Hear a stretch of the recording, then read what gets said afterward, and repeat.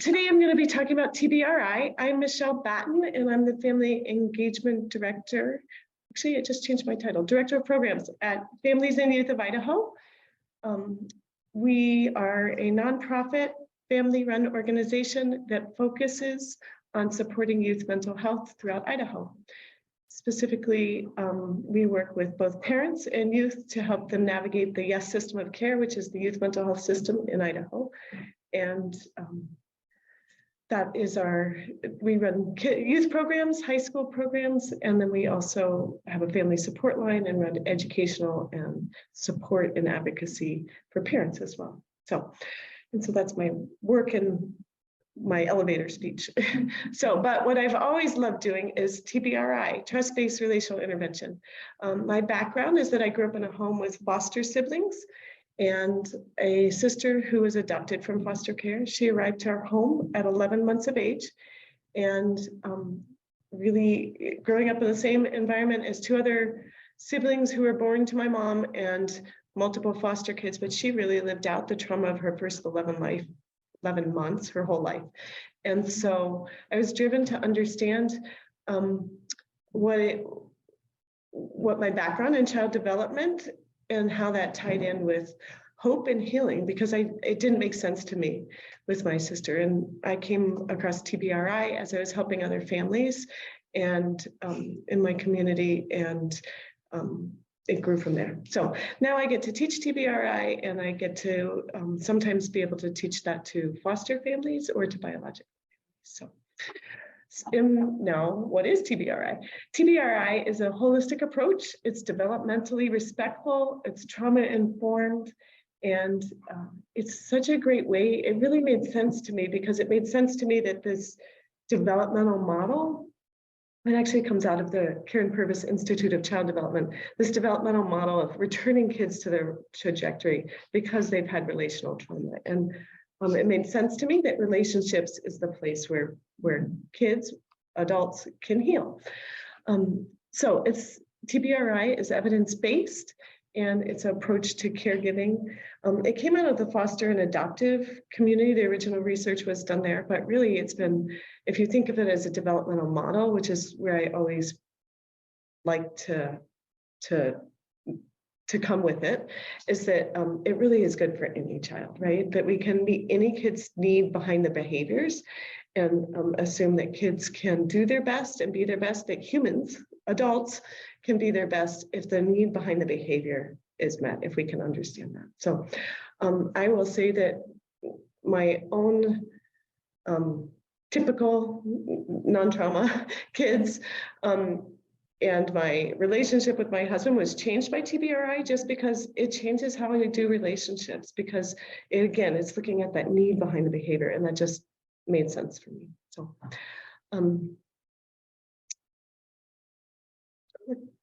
so TBRI has been used in a lot of different places. It's research-based, it's theory-based, it's applying those principles to youth and returning them to that developmental place. I sometimes talk off my slides because I talk about this a lot. So sometimes I just go on little tangents. So I apologize already. And the other thing is I'm supposed to let you know that those purple stripes in that little TBRI is the Karen Purvis slides. Sometimes I add other slides to bring in other points. So when that little badge isn't there, then it's not theirs. So who uses TBRI? And I mentioned that, right? Schools, residential homes, places where there's kids, it just makes sense. So I've seen it in a lot of different spaces. And sometimes people are concerned, well, this won't meld with the way I already do parenting. And what I love to do is teach about it and then engage with families and say, hey, how can we brainstorm to fit the culture of your family? How can we work this that you're meeting the needs behind your kids' behavior and looking at their developmental needs? And so it really does fit. It's not like it's a prescription. I think when I started parenting, I was handed a book and said, do it this way. And unfortunately, it doesn't work that way. I found out many years later. But that it's more of we can fit TBRI into a culture of a family, into a culture of a community, because it is developmentally respectful. We look at that piece of the development.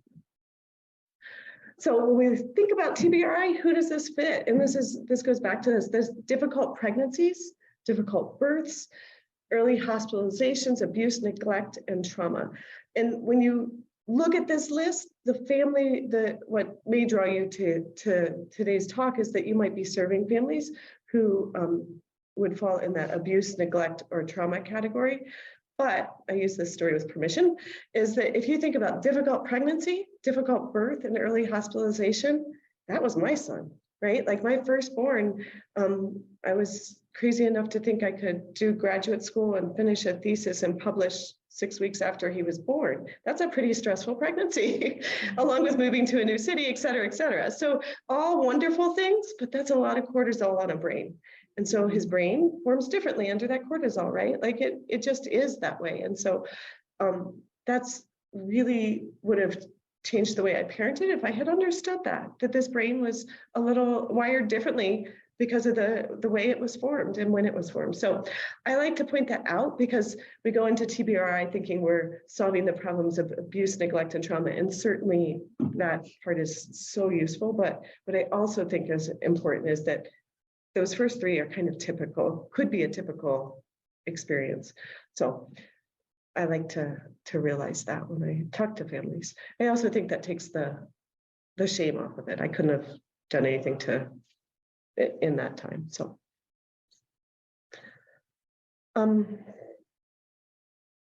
just skip that. So TBRI has really 3 principles.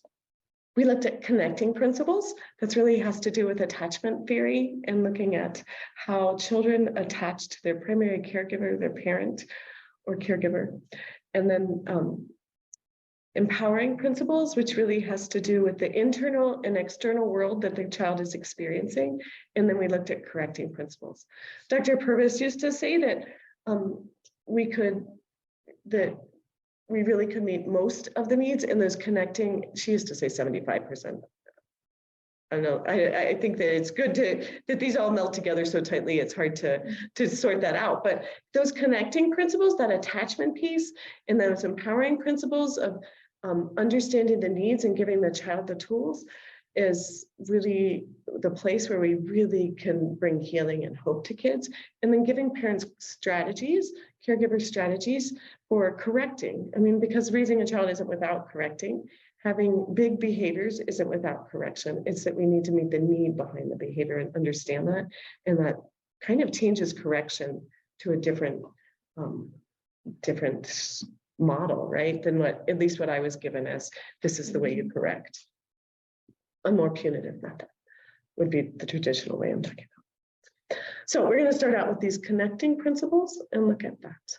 Oh, I didn't change it on this slide. You'll notice on this slide that I changed, it says mindful strategies and engagement strategies. TBRI calls it mindfulness strategies. I think that word has taken our culture in a different way. And so I like to change that word to mindful strategies, but I missed it on the slide. So in those strategies, being mindful of your own story, mindful of how your story is impacting your parenting and caregiving. And I'll just say parenting instead of caregiving right now and recognize I respect that many other ways it's applied, but the way it's impacting your parenting and the way it impacts how you attach and how you engage with children. So I think that's important. So I like to begin with the attachment cycle just to explain this really basic piece. Oh, good, you can see my cursor. The way we're designed is that when a baby has cries, they're really in this side, right? The distress. They scream and cry, and then their parent comes and comforts them, and then that need is met. And so this cycle is, if you've parented a billion times, at least it feels that way in the first few years of distress, comfort, distress, comfort. And the child learns that cycle in their body, right? They learn that I can be upset, but then my body can calm down. I can be upset, and then my body changes feelings. I can be upset and someone meets my need, and you learn a lot of other things from that. So when we look at that distress cycle and we look at that, how a baby is comforted, it's important to also look at the nervous system and neurotransmitters. So when they're distressed, the sympathetic nervous system is also,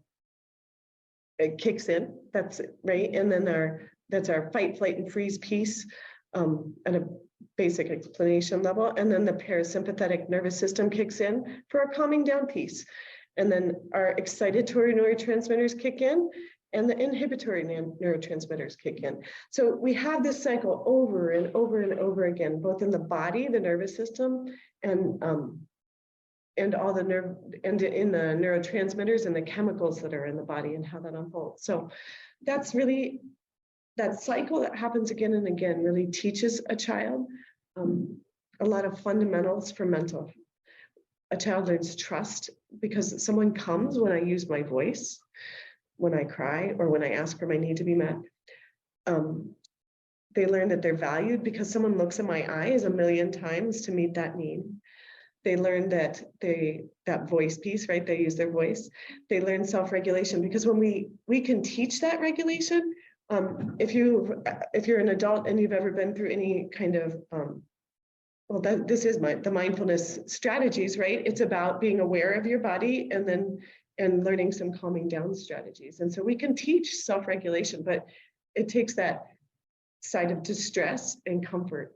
And so we're going through that. And so when that's the foundation of mental health, and when those needs are not met, then you can understand that oftentimes that distress cycle gets stuck. Not literally like get stuck, but it is that there's changes in the brain structure, there's changes in the neurotransmitters, there's changes in the body that happen because those needs are not met. Chronically when they're not met. And so oftentimes we see this. If you've worked with foster youth, you may have seen this trajectory and recognize it, that you get that behavioral dysregulation of a 2 or 3 year old, that atypical. I think 3-year-olds are already dysregulated. With all respect, I always think that for my parenting, 3-year-olds and 17-year-olds are highly dysregulated, and those become challenging years. So, but 4 to 6-year-olds, right, the ADHD diagnosis comes, they've gone to school, they can't sit still. Depression and anxiety by 8 to 10, and then often in that 12 plus, kids are diagnosed with bigger mood disorders or behavior regulation.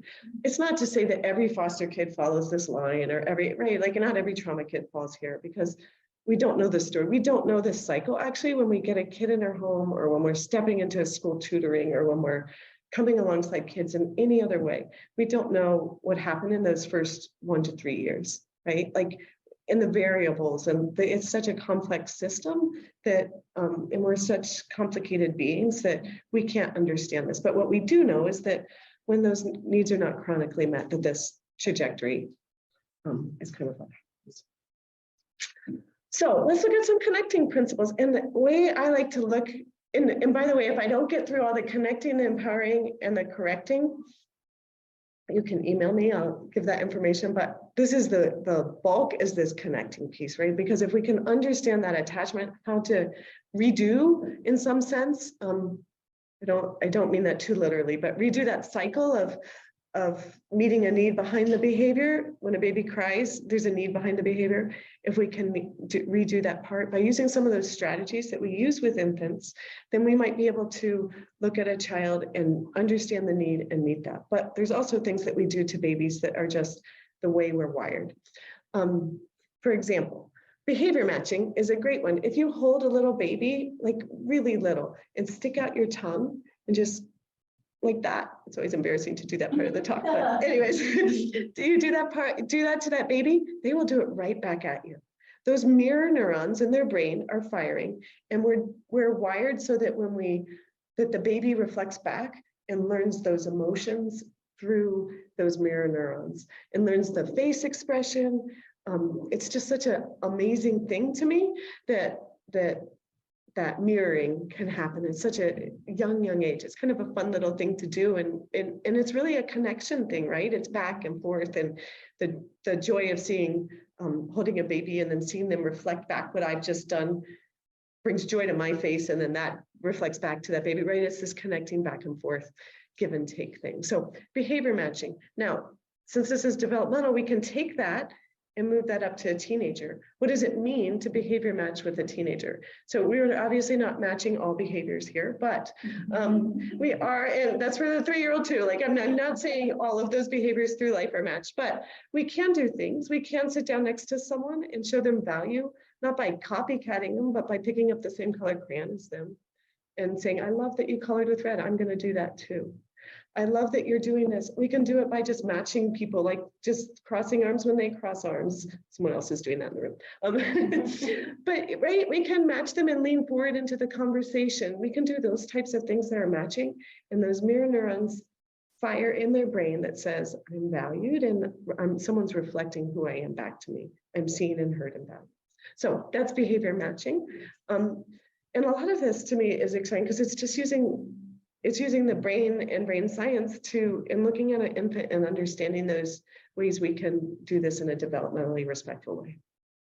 Nurturing touch, that's a great connection. It changes their neurotransmitters when it's nurturing and safe.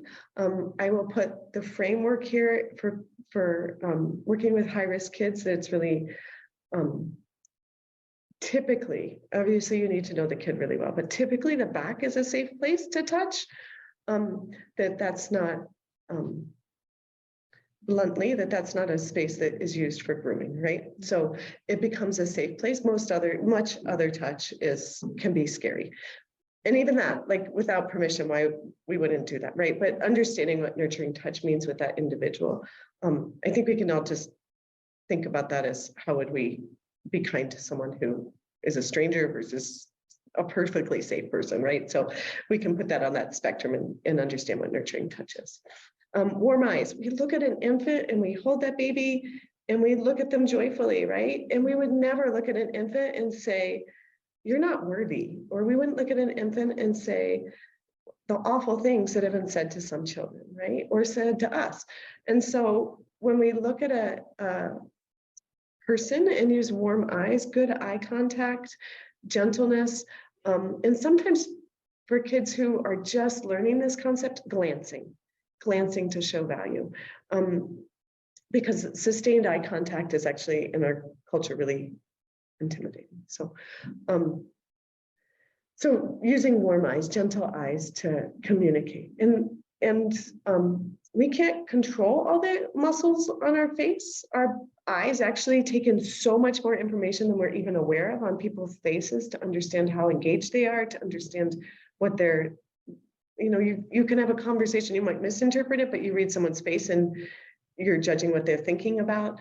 So it is hard work to have your eyes reflect value to someone who is not valuing you. So, but we can be aware of that and start growing in that. Voice quality. We can look at how we speak with we use more playful tones. In that cycle of distress, I kind of think of that as living with a bear in the room. Like when there's a bear, I'm going to brainstorm with the people in the room and then I'll repeat it back to the people online. And the people online could do chat, but I'm going to make it so I can see that chat and then that would work. What are some experiences you might have if you ran into a bear? So you guys can talk and then I'm going to say whatever comes up on the chat. If you ran into a bear in the woods, what might happen for you? Heart rate might increase. Heart rate increase? Freeze. I mean, some people might freeze. Yeah, you're right. Some people might freeze. Anything else that you can think of? Central nervous system goes. Yeah.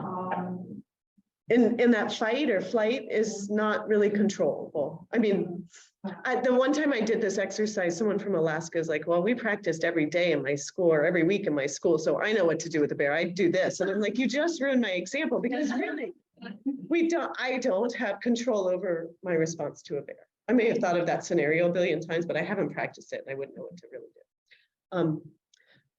So I don't have any chats. I'm trying to check that piece. So our eyes would dilate. You don't have control over that. We'd break out in a sweat, right? We don't have control over that. that fight, flight, and freeze, we don't have control. So a lot of things happen. Our muscles tense. We get a dump of adrenaline. Our body responds without us knowing. A lot of kids are living in that distress place, and their body responds, and that's where they live. They don't know that there's something else because they don't get the practice of going to the other side of that circle. So that voice quality, all these things calm that nervous system down, because the last one here is playful engagement. You can't be playful and respond to a bear at the same time, right? Like those two things don't go together. So I was talking to someone yesterday and saying, you know, this playful engagement with a teenager is a fine line, right? Because we're not, if I start being silly in the middle of something that's escalating, then that's it's pretty difficult to bring that kid down. It really would amp me up too if you start being silly while I was upset, right? And so validating and all those pieces that are important in the midst of that. But if we can catch it at a low level, and we'll talk about that later, this playful engagement changes so much. If we can keep it at that low level, it really does change things. So these are ways we engage with infants, and if we can just move them up the developmental place, we can, it's not a scale, I'm trying to think what the right word is, but move them up developmentally, then it just makes so much sense to connect this way, because it really does change the neurotransmitters in our brains and in their brains. It's also hard for us to be playful if we're seriously playful, not just pretending. But if we can get into that playful space ourselves, it's also hard for us to feel like that kid is a bear in the room, right? We can, our own reactions change too. So there's some self-care in this too. So note the slide just changed, no purple lines. So in these places of fear, child's needs are not regulated by that safe adult. The child doesn't learn to regulate on their own. And the child learns other strategies like aggression and violence and controlling. And so those are often the behaviors that we see. And when I help parents, those are often the behaviors that parents are feeling like they can't live with anymore, that they can't take. Oh, didn't mean to do that. All right. So that's the connecting. What we do is we look at infants and we look at ways that we can think about how do we engage. Sometimes I'll ask families to just set aside a 10-minute time where the kid gets to be in charge of that 10 minutes and they get to play and connect and direct the time. There's boundaries to this. It's only that 10 minutes, but it's solely focused on the kid, that there's this connection and complete focus on you're valued, you're loved. No goals of teaching, no goals of correcting or showing them how to do something, but just what do you want to do? Can I play a game with you? And that's a great, really basic way to connect. And maybe even sometimes a safe place for the adult to start too. So we're going to look at the, okay, I can slow down my talking. We're going to look at the TBRI empowering principles. And so those are physiological, that means internal, and ecological, we're looking at the outside. So we want to look at both those places and the way they're impacting the child. Now you'll see that these cross over, right, with the connection, because we just talked about all that internal piece. And here we're going to talk a little bit about that again. So empowering principles. These are really basic things, but they're really important ways to help a kid calm down, and also ways that cause dysregulation. So hydration is really important. By the time someone's thirsty, it's really later than it should be to take a drink. So oftentimes we tell families to figure out with the school or with spaces, how can this kid have a water bottle, or how can this kid have a break to get a drink on a regular schedule so that they stay hydrated. The thing is if you don't learn early on that this feeling of thirst can be met, then it constantly is dysregulating you, the thirst and hunger, and I'm constantly seeking that out, or I'm constantly squelching it. So we need to help kids just get them on that regular schedule so their dysregulation isn't popping up in yucky ways. So hydration is one way. The other thing is blood sugar. And so I often tell families every 2 hours, protein. That's kind of what I remember Dr. Purvis saying that and being thinking, oh my goodness, but that's really an infant schedule, isn't it? Every 2 or 3 hours getting protein. And but if we can keep that even and keep that protein and keep that regular, that really is helpful for calming down, keeping a system regulated. Sometimes we see kids from hard places who are food hoarders. My sister actually was this. My mom was sure we'd have bugs in our house. I don't ever remember any bugs in the house, but that was really something that I just remember being such a big deal, is the food under the mattress, wrappers in her closet. Pretty typical behavior for kids who have been neglected or haven't had food the way they should have. And so providing and making certain foods available, healthy, protein-rich foods. Sometimes families will have, if they have kids who sneak out in the middle of the night, we'll have a basket there that has, this is what you're allowed to have. And giving that permission makes it not needing to sneak. This isn't an instant fix, but it at least takes care of some of the piece, and also like a fanny pack with, now they're cool even again. So it's not such a, right? It's not such a crazy thing to say, but a fanny pack with food in it and being able to have those snacks. Oh, thank you. My college kids hadn't updated me on that. Thank you. I'll use that this weekend. And they'll tell me that that's not cool that I'm using their words. Anyways, so that protein is really just, these are like tricks that we can build in that are like not going to take all of our energy either, right? Like that we can add this structure to the whole. And then sensory needs. Inputting sensory every few hours. I don't think the next, no. This idea that sensory helps us regulate. I usually have a slide in here about how, we can look at, again, look at little babies. How do we calm them? We rock them. That's using our vestibular, our inner ear. And that's a calming thing. And what do we see in some kids is that they start rocking to self-soothe. My sister actually came to us with a big patch in the middle of the back of her head from rocking herself to sleep. It's not uncommon. I mean, that's our body's wired for that, right? Deep pressure. We swaddle babies. So deep pressure is really calming. That's why we use weighted blankets sometimes. A lot of things like that, those sensory input, if we think about touch and why we rub someone's back to calm them down, we think about those kinds of things. We can think of what sensory input is calming, and it's not calming for every kid, right? Some kids need deep pressure. They need that swaddling feeling, weighted blanket feeling. Other kids and those kids might react with craziness to any kind of light touch, right? But other kids might only need a gentle touch on their back and not want that deep pressure. So figuring out who that kid is and what that sensory need is. And not going too far with it, right? Like jumping on the trampoline is a really regulating thing, except when it's done for a half an hour, right? Because then we get amped up. So, but that input, that deep pressure, all those things are really regulating. So we find that balance of what does that mean for this kid? And I'll just say that that's another reason why I think this is so culturally respective to families, is they can figure out what in their home, what in their world makes sense for these types of things. If they're nowhere near a park, that's one thing. But if they're near a park and can do monkey bars, then that's great input. So those types of things are really important. So really important thing here goes back to that bear in the room idea of children who are safe don't always feel safe, right? They might feel like there's a bear in the room. So one place to think about this is a kid goes out to the playground and they're running around, and the things that happen in their body are kind of some of the same bear in the room feelings. They get sweaty, someone's chasing them and the adrenaline goes up.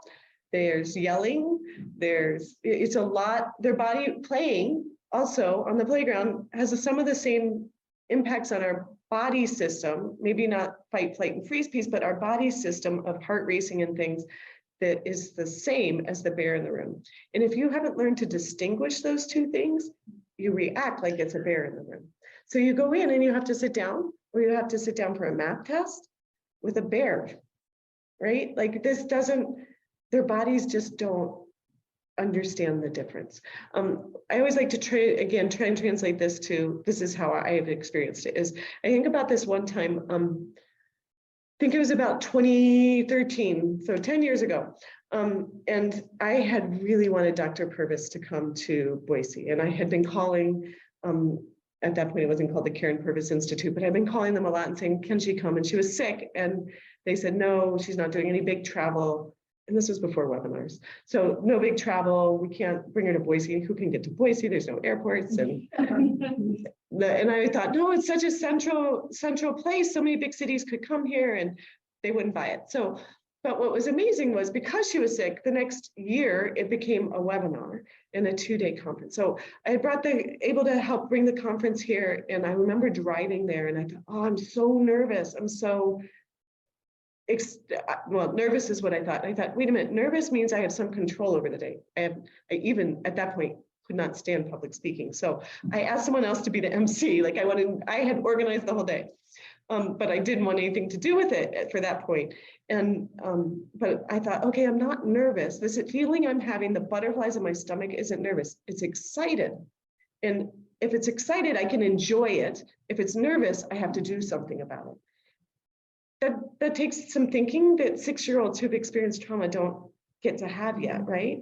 And so you get a kid who goes to a birthday party or goes out to the playground and they react like the predator is here.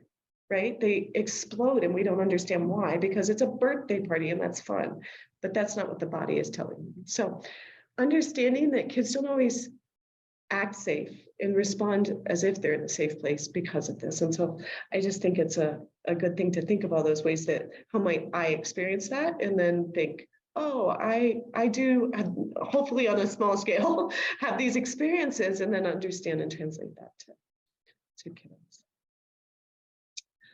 We talked a little bit about that when kids don't feel safe, that they respond in fight, flight, and freeze. I told you that I sometimes talk out of order because of this. So I already used that bear in the room example. And they feel out of control, they receive too much sensory input or not enough. And all those things will cause that body to respond in that fight, flight, and freeze way. But another piece of the strategies of these empowering principles is I really enjoy understanding the brain and how the brain fits into this.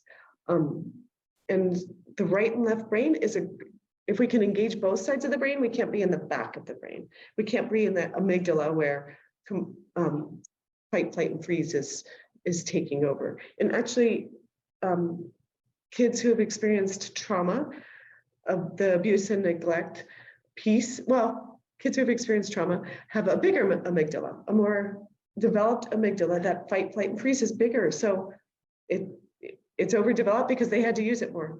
So, but we can get them out of that place by using the right and left brain. That's why we do things like walking, that's right and left brain. Bicycling, that's right and left brain. This is my favorite one. I actually usually start things if I'm really nervous with this one.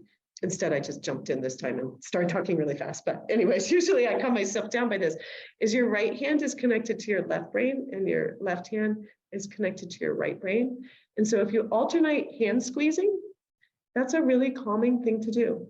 And a kid can do that under the table. A funny story is I was working on a contract with a family who lived in a rural area. I grew up outside of DC, so this was not my world I grew up in. And I went to their home, and the very first week I was teaching that fun little game. You could do this under the desk. And the kids are like, that's milking goats. And I was like, oh, okay. Well, what's really great is after 8 weeks of visiting and 8 weeks of this, they would go out and milk the goats to regulate. So they had learned that, like, oh, that milking goats really did work, right? Like that right left hand squeeze.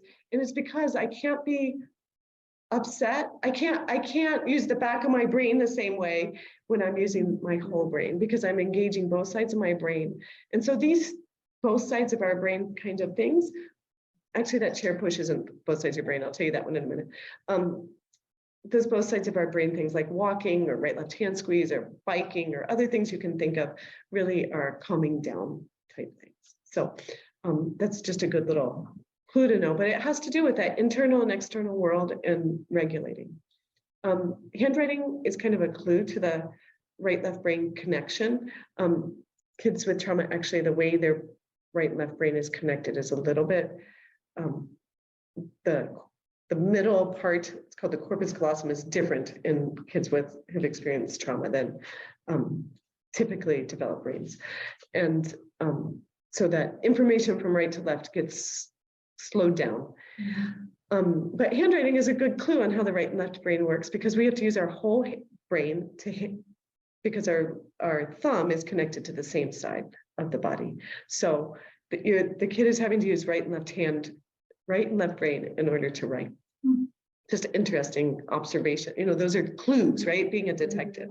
The other one is, people online can't see this, but is if you push down with both hands, that's a really great sensory input. You're giving that deep muscle and pushing down. So a kid during a test can learn, I use a test just because everyone understands how anxiety produces this, but you can push down on your chair and get that deep input. And that's a great way to do that in a public setting and no one knows, right? Like, it's appropriate. So those are great ways to teach kids about that. And to help them understand how their brain is different.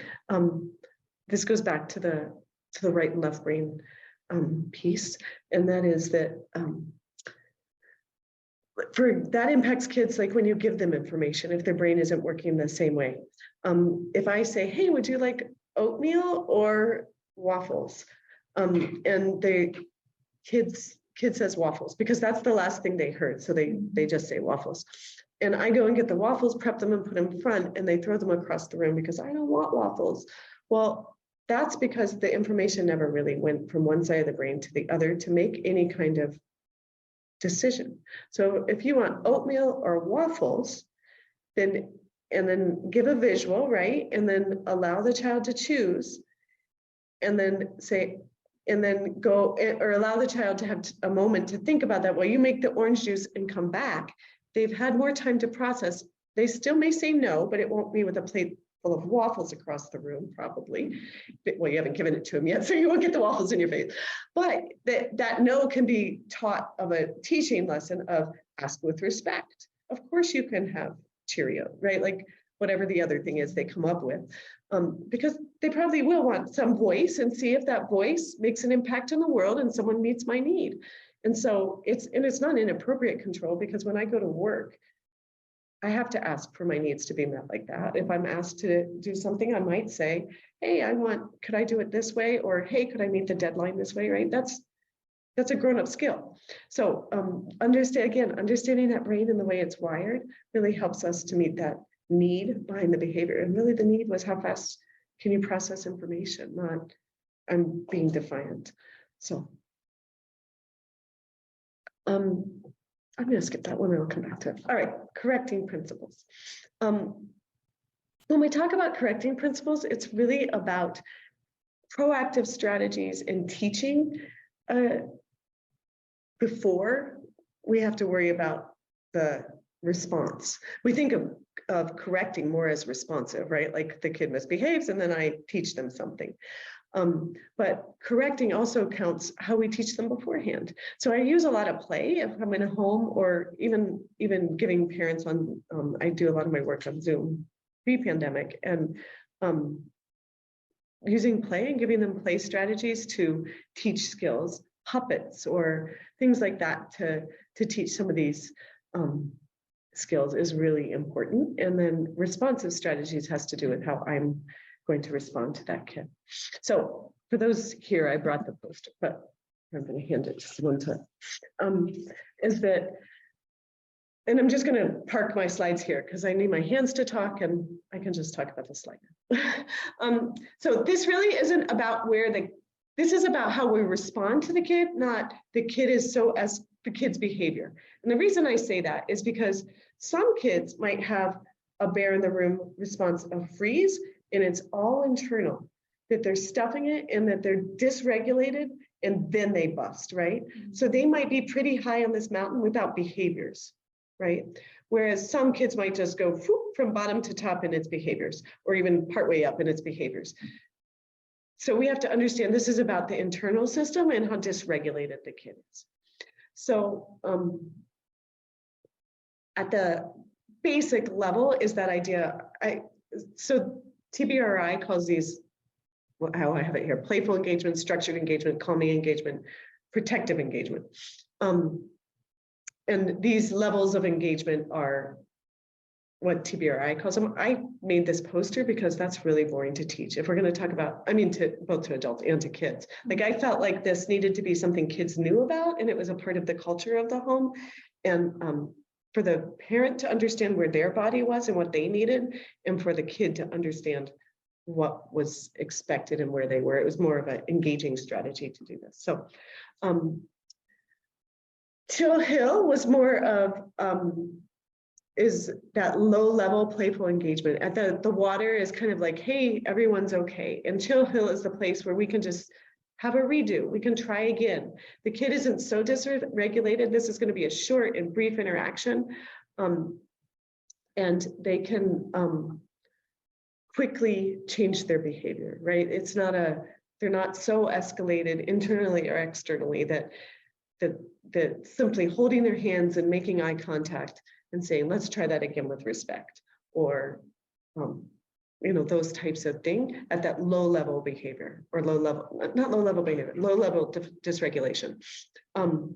It's really calm, it's really playful, it's easy. Our cadence of our voice is sing-songy because it's no big deal.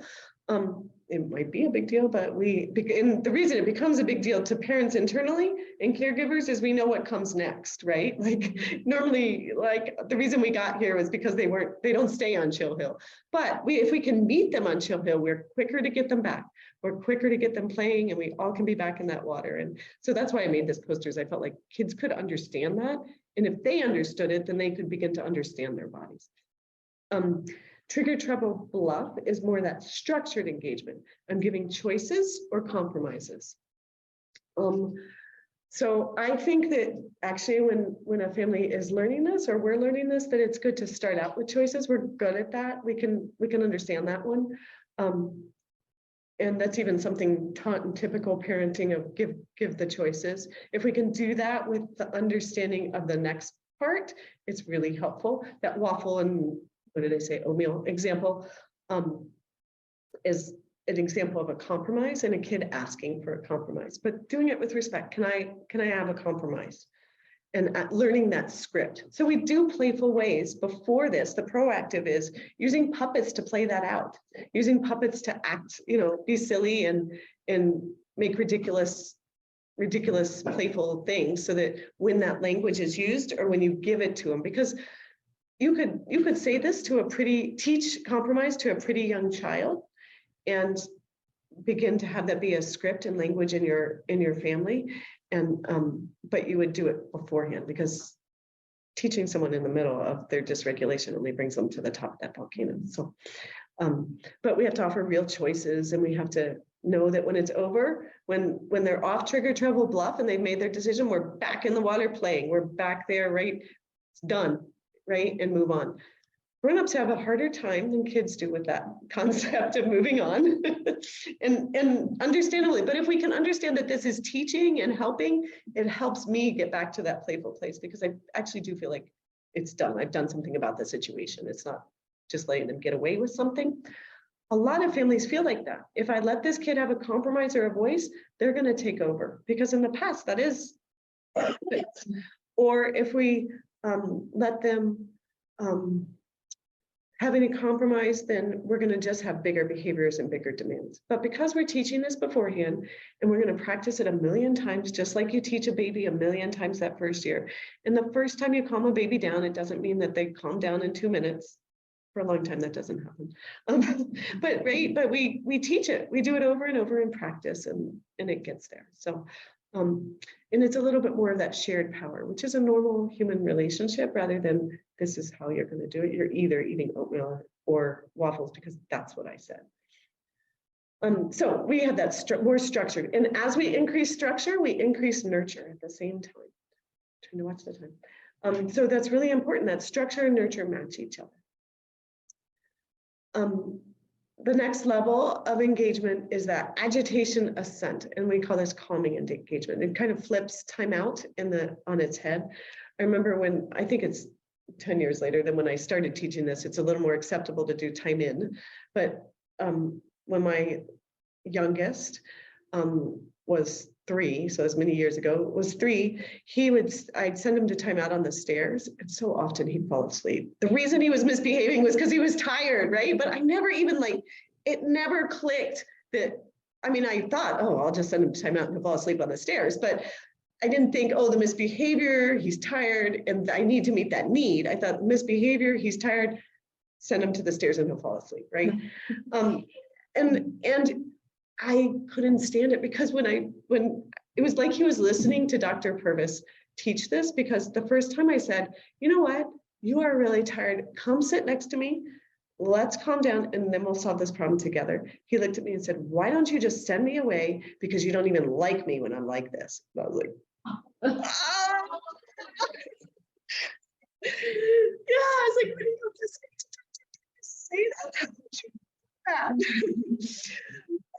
So anyways, glad I gave him words, but that didn't feel good. So anyway, but that is the message, right?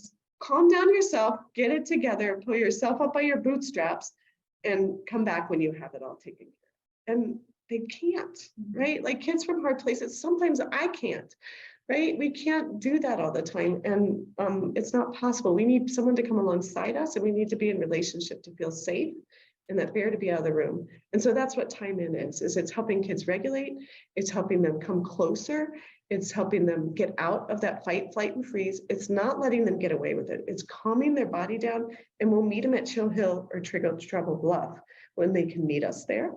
And we'll get through it. We might compromise and change the demand because they really can't do it.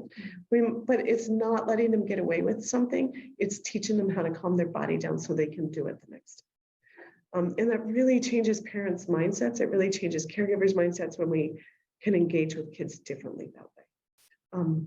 Because parents are doing the best they can, and they don't want a kid getting away with something.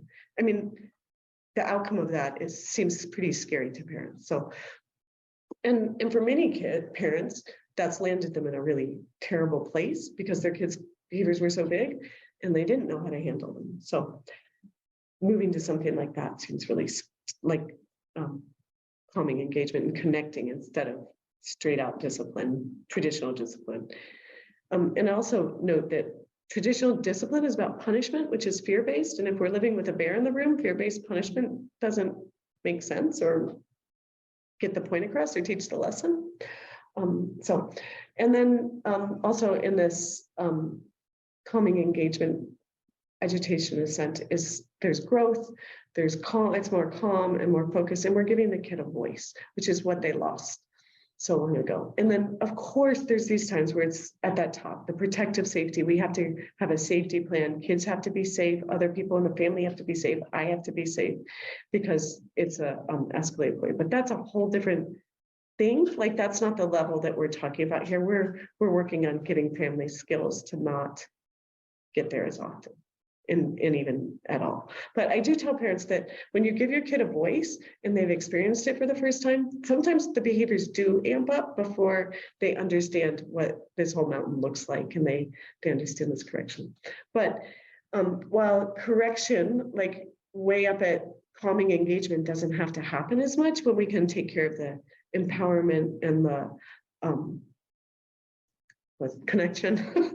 Forgot all my principles there. Empowerment and connection. We do sit on Chill Hill a lot. I mean, correction is just part of structure of relationships. And I will say, like, that's just part of relationships, right? That train again with respect. I mean, that's a really good thing in my relationship with my husband. I just wouldn't say it that way, right? So I think that that's really important to realize, like, we do these things and they're really good grown-up skills. It's just, and maybe even we need to practice them in our other relationships, and that's a good way to engage. So I've given this, actually, I think I always had this one person I worked with, actually for Casey family, and it was this mom of a teenager, and it was the very frustrated situation, but she looked at this and she's like, I hung this on the fridge because I needed it. I needed to know, oh, I need time in. I need to take care of myself and take some deep breaths. Oh, I can just be silly about this and get off the mountain and I'm good. I'm at Chill Hill. And stop herself from going up the mountain, because if we can have our own awareness, then that's what calms the kids down, right? Because of those mirror neurons, going back to that beginning thing, we match, right? And we don't want to match their behaviors. We want to use those mirror neurons to get them to calm, to be connected, and to engage. So obviously this is a formula, right? Like it doesn't work as tidy as some books say it will, but their formulas will work in parenting. But I love this piece because it does help us to think about those choices and compromises and that idea of sharing